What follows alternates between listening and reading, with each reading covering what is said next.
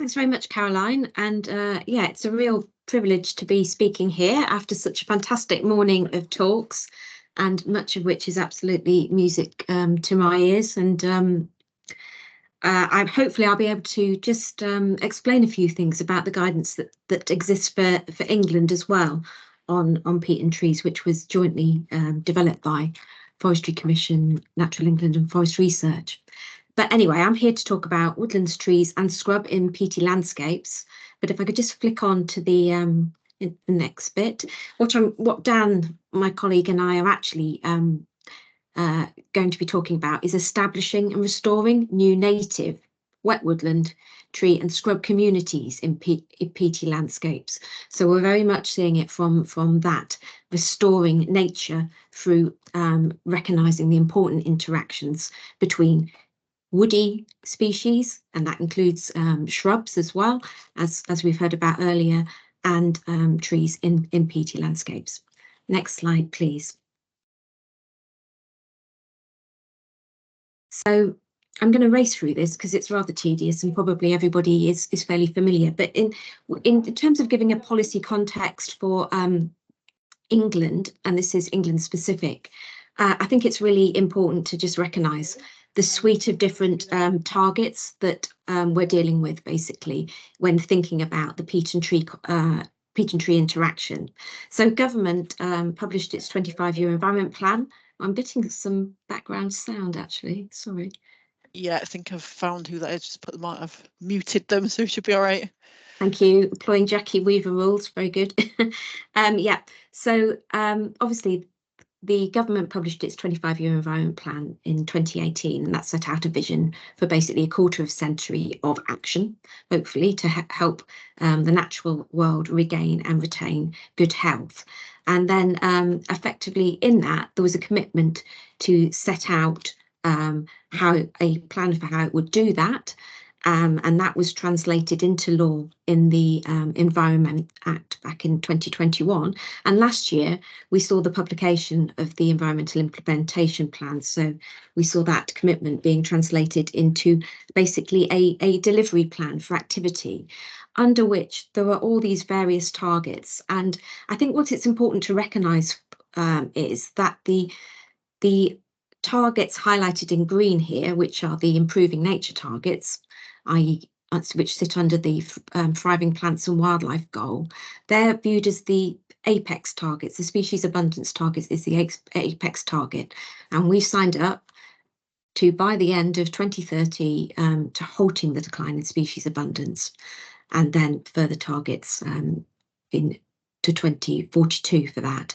We've also got the species extinction target, which will improve the red list index for England for species extinction risk compared to current levels. And that has a bearing on the kind of breeding wader discussion we've been having in the chat, and perhaps we'll come back to in the questions and answers subsequently after this. And we've also got this target to restore or create in excess of 500,000 hectares of wildlife-rich habitat outside protected sites by 2042. So those three are the kind of biodiversity improving nature targets. So it's not fully comprehensive because it misses some stuff out on protected sites, but those are in the main the ones we're thinking about here. And then of course we've got, under the kind of goal of mitigating and adapting to climate change, we've got really important trees and woodlands target to increase total cover from 14.5% to 16.5% by 2050. And that's a mix of both new woodland and also tree canopy cover by trees outside woods. And then these peatland targets, which are restoring approximately 280,000 hectares of peatland in England by 2050, including 35,000 hectares of peatland in England by 2025 through the Nature for Climate scheme and the roadmap. So I think what it's important to recognise, and I'm sure you probably already do, so I'm in danger of telling people to suck eggs, but the some of the activity in the trees and woodlands target obviously is supportive and will help deliver the wider habitat target and of course the species abundance, so those key nature recovery targets, as will activity for peat. So next slide please. So, yeah, it was interesting to hear people's views on the peat and woodlands guidance, and there's a link to that at the bottom of this slide. So I really want to provide a bit of context, really, for why there was thought to be a need for that. And that slightly relates to what was covered in the previous slide. There's a lot of activity underway under a DEFRA managed Treasury Fund, the Nature for Climate Fund, which encompasses activity both for the Tree Action Plan target and the Peat Action Plan target.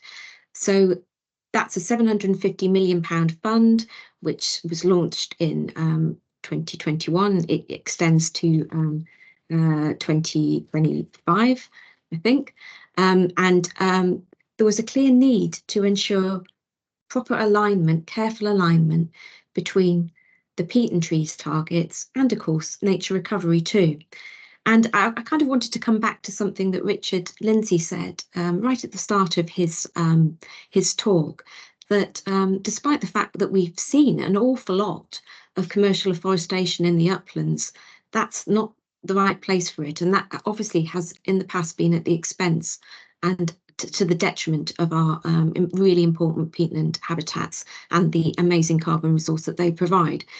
And there's very clearly still a risk of that situation continuing, because actually the existing UKFS guidance allows planting on up to 50 centimetres of peat. So we in Natural England were very concerned, not least because of the schemes that we were aware of, that because of land value being lower in the English uplands, because it's marginal for agriculture, people were seeing opportunities to basically continue commercial forestry establishment there.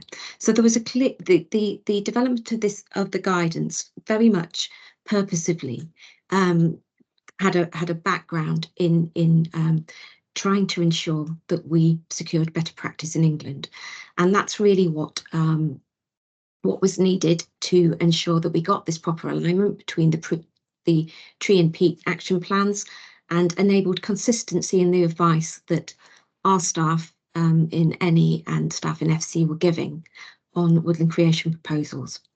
So the initial decision support tool and guidance, which was really very much a collaborative project, was launched in 2021. It was updated in July 2023 to deal with basically restocking decisions for forestry and woodland on peat. And I think it really marks an important step change in peatland protection in England.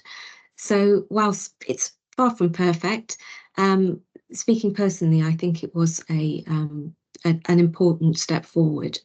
And effectively, it means that there's a presumption against woodland creation, grant-funded woodland creation on peat of greater than 30 centimetres or more, or any shallow peat or peaty soils associated with that deep peat, so protecting the hydrological integrity of those peat bodies. Next slide, please.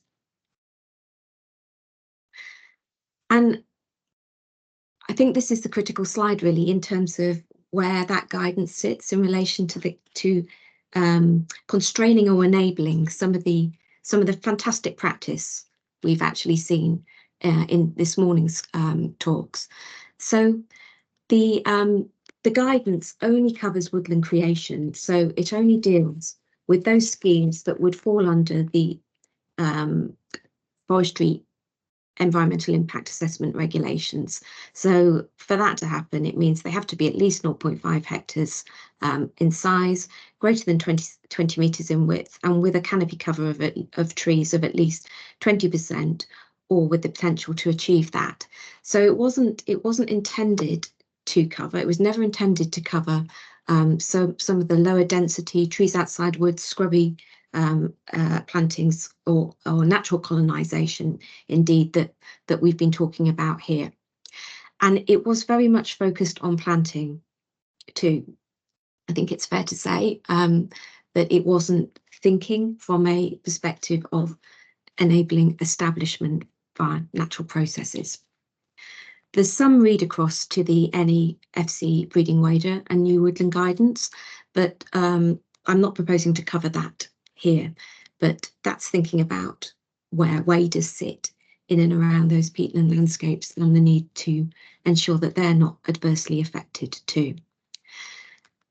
And I think the other thing to mention is, whilst it's not particularly obvious, I fully admit that, and it needs to be further developed in this respect, that it does actually recognise in certain specific situations it will be appropriate to restore and expand bog or carr or riparian woodland on peat for the purposes of nature recovery, establish low density scrub and trees to enhance structural variation and provide niche diversity, and also permit establishment of wet woodland, woody paludiculture crops, provided the water table is raised to protect the peat in lowland wasted peat situations, so the kind of lowland fen situations that are obviously present in Cambridgeshire and Norfolk and East Anglia elsewhere. Oh, I've just got Dan now on the screen. It's a bit weird. So Sorry. we can still see your slides. Oh, that's just looks normal for us. Thank you. Sorry, that was a bit distracting. Not that it's not nice to see Dan, but perhaps not that large. So the central objective, in terms of those that recognised flex to allow actually and the establishment of trees on peat, was that the central objective is ensuring the peat remains wet and its hydrological integrity is protected. So effectively, trees are, it's saying trees are may be okay when basically the peat can be sustained as wet. Next slide, please. And before I hand over to Dan to explain a bit more about what we think trees, fantastic habitat of woody habitat on peat looks like, I just wanted to take you through 6 principles to tree establishment for nature recovery that inform Natural England's trees action plan delivery teams work on peat, and also some of our local nature recovery staff now. And they're 6 easy to remember principles that effectively condense lots of far more complicated ecological principles and work really into something that's easy to remember when staff are thinking about how to maximise the nature recovery outcomes from new woody schemes. So if we can click through them, sorry, this is so the first one really is, and I'm thinking about this particularly through the lens of thinking about integrating woody cover on peat.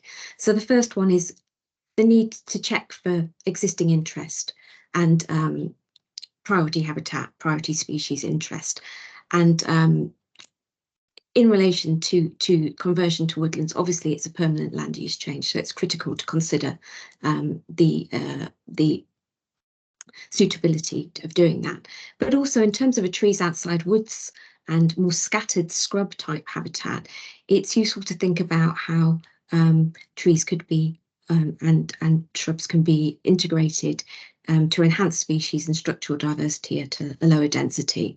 Obviously, decisions are scale and context dependent. There may be rare species present, and those need to be worked through. So knowing what you've got already is important. Next one, please. So the second one is basically get connected, thinking about the functional connectivity and opportunities for basically enhancing that. And that includes for woodland and woodland species, or those dependent on scrub and wood pasture habitats. And in fact, you're probably, many of you be aware of the kind of wader sensitivity mapping that BTO did for us and Forestry Commission. Well, there's also a project now to look at woodland bird opportunity mapping to better understand the importance of connectivity and where we get maximum benefits for that suite of species too. But we also need to think about permeability for open habitat species too. Next one, please. So the next one is get wet, and sorry, these are rather kind of tabloid headings, but they were intended to basically lodge in people's brains. But this is really shorthand for thinking about the importance of restoring natural processes, particularly hydrology, but other natural processes, wherever is practical, as a means of basically ensuring the spectrum of conditions are present on a site to maximise diversity. So clearly that will be somewhat constrained in certain situations, but in a peatland setting, obviously that's an incredibly important thing to do, particularly where you're thinking about reintegrating trees. Next slide, please. Go native and go diverse, and again, you know, this is very much, we're seeing the restoration of trees on peat. It's very much confined to native tree and shrub cover. So Dan will explain a bit more about that in the moment. Next one, please. And go large. The need to understand the scale of the habitat needed to support populations of key species. So basically understanding that for some bird species, you might need at least 25 hectares of woody cover.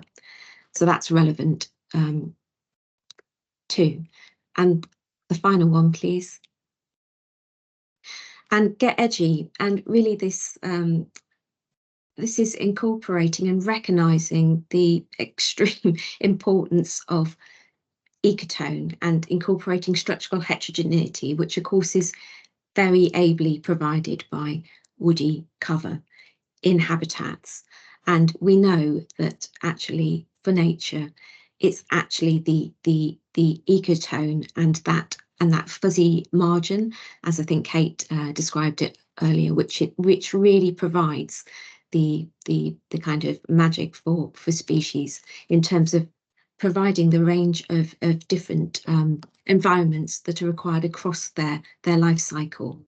So hopefully that provides quite a useful kind of introduction to how we see, or the principles we're using to think about where integrating trees on peat might be helpful, and that will provide benefits for species abundance, it will help reduce extinction risk, and it will also contribute towards new wildlife rich habitat.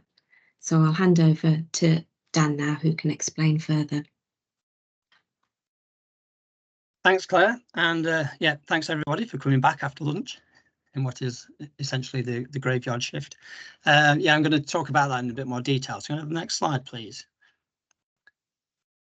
So firstly, I want to talk about the Natural England published our definition for favourable conservation status for wet woodland last year.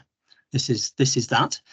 So basically, it sets out when habitats can be regarded as thriving in England and expected to continue to thrive sustainably into the future. And with wet woodlands in particular, you know, we're a really long way from that. Our wet woodlands are really restricted, as you know. Not all wet woodlands are associated with peaty landscapes, but many are. And so this covers that. Natural England will be publishing our strategy for how we hope to deliver FCS for wet woodland later this year. So that's out for contract at the moment. But shifting to a favourable conservation status is going to require an expansion in wet woodland of over 50,000 hectares to increase patch size and link isolated areas, restore natural hydrology, etc. So it's a real big ask, really, and some of that, at least, you know, we should reasonably be looking at peaty landscapes or around peaty landscapes to think about that. So it's just setting some of the context, really. Next slide, please. So, but you know, when thinking about the role of woody vegetation in peatlands, rather than master planning the spatial distribution and creation of specific habitats, so you know, wanting some fen here and wet woodland there, etc. I think it's helpful to take a step back and think about the wider natural function of the ecosystem. So naturally functioning mosaics of water, wetland and terrestrial habitats, from open vegetation to scrub and woodland, might actually provide the best way of conserving assemblages of species and provide greater ecological resilience. And some of the slides we've seen earlier have sort of like demonstrated that. And if we can restore these underlying processes towards a more natural hydrology, more natural nutrient balance, etc., then this should frame how we think about the establishment of woody vegetation.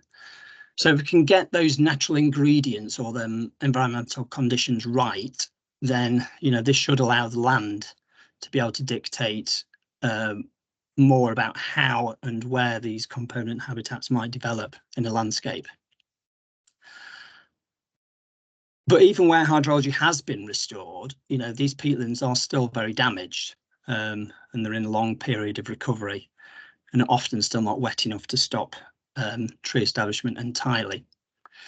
But should we be viewing the natural colonisation of native trees and scrub in a more positive way? Next slide, please.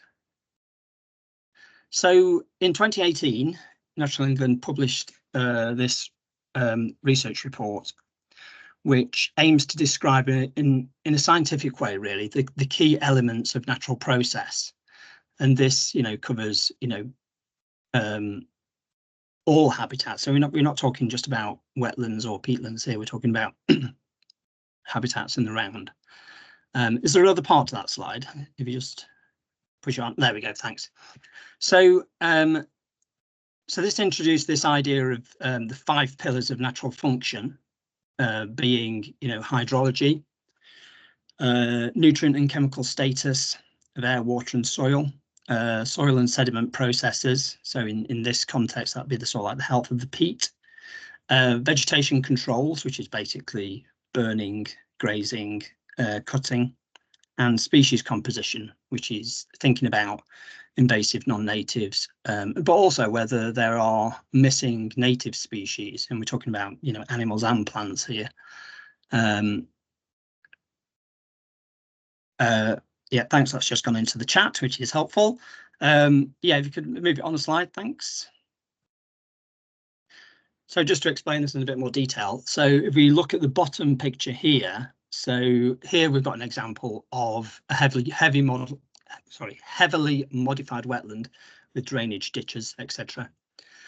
And these ditches might actually be important as refuges for some, invertebrates and plants. And so, there might be a desire to want to conserve these ditches. But of course, these species haven't evolved to live in ditches. That's just where they've ended up through modification of the landscape. And there are some risks to some species if we're looking to restore hydrology of wetlands systems like this. So if you take a look at the top picture, which you might think of as a more naturally functioning wetland mosaic. And you may lose those ditches in that landscape, but you can also provide a greater variety of ecological niche for whole assemblages of species through restoring not just the hydrology, but also nutrient levels. So minimizing eutrophication, managing grazing better, and also getting better condition of the peat soil. So there might be limits on how much the restoration of natural function is desirable at particular sites, but I think it is a useful framework through which to consider decision making. Next slide, please. So these next couple of slides are not mine, but Ian Dyack's, who's a colleague of mine. So thanks to Ian for these slides. So here we can see an example of ditched and drained plantation on the edge of peat body. So this is on shallow peat, on slopes, and you might argue that the natural function is heavily inhibited here. But ecosystem function can be re-established by restoring the more natural hydrology. Next slide, please. So on the next slide, you'll see the same site, but here, the restoration has taken place. So you're seeing sphagnum development. You're seeing a more interesting flora, but also take note of the role of fallen wood, roots, etc., in helping to disrupt flow paths and creating complexity and dynamism in the system. So it's just a more complex and exciting prospect, really. Next slide, please. But of course, restoring natural function is just part of the story, really. Restoring natural hydrology is just part of the story, really. And if you think about those 5 pillars of natural function, then we also need to think about restoring assemblages of species. And when we talk about the restoration of woody species, very often we're not talking about those lesser species, which are also a key part of our peatland history, really. So things like dwarf willow, eared willow, dwarf birch, bog myrtle, pettywin, etc. are all species which have been affected by drainage and burning and grazing, or a combination of all 3. And as part of holistic restoration, we should be seeking to restore the full composition of species. Next slide, please. Dan, 5-minute warning from me. Okay. Thank you. I think we're on target. So if we look at the flowering time of woody species, and these are typical woody species, really, you can see that there is the potential for actually providing nectar and pollen sources almost all the way through the year, providing critical resources for inverts and birds. However, as we know, many of our peatland landscapes have become degraded, with very few of these resources being available. And the paucity of woody habitats in and around peatlands has had massive impacts upon other species, such as willow tit. So next slide, please. So willow tit, many of you will be aware that willow tit has had massive declines over the last 50 years or so. One of the reasons is that it's quite fussy, it always wants to create its own nest hole in standing deadwood or dead snags. Next slide, please. And its distribution and both distribution and breeding abundance have declined really significantly over that period, as these 2 maps show here. Next slide, please. And the other thing is it's a very sedentary species, so it's reliant upon the presence of damp woodland or wet woodland and connecting habitat. So fragmentation has had a massive issue, and then there's other compounding impacts, such as predation by great spotted woodpecker, nest competition with other tits like blue tit, etc. So there's a real complicated picture. Next slide, please. So black grouse is another species which has undergone similar decline. So black grouse, I guess, is a species that sort of epitomizes the need for that sort of habitat mosaic at the landscape scale, dependent upon a range of different vegetation. Next, please. And it has been suggested through analysis that, half of black grouse populations in England don't have enough tree cover to provide shelter and food throughout the winter, particularly when there's snow on the ground. So, the presence of woody vegetation is really critical to provide this winter food, but also sources of invertebrates in the spring and summer for both chicks and adult birds. So they're really dependent on that sort of like woody element. And I just have a final slide, I think. So just to finish, trees, woodland and scrub, they're all a natural component of peatlands. Although in the UK, our peatlands have become so degraded and damaged that we need to think a bit more intelligently, I think, about the ecosystem benefits, and also perhaps be a bit braver about how we enable holistic peatland restoration, whilst also thinking about the importance of component habitats and species. Thank you. That's all I want to say, really. So thanks a lot. Thanks both. That's brilliant. Really great to hear those principles around integrated outcomes for biodiversity and thinking of that through the lens of some species, bird species in particular, related to our peaty and woody habitats, and to hear about the sort of space within the policy and the guidance to help deliver that. Fabulous. Thank you.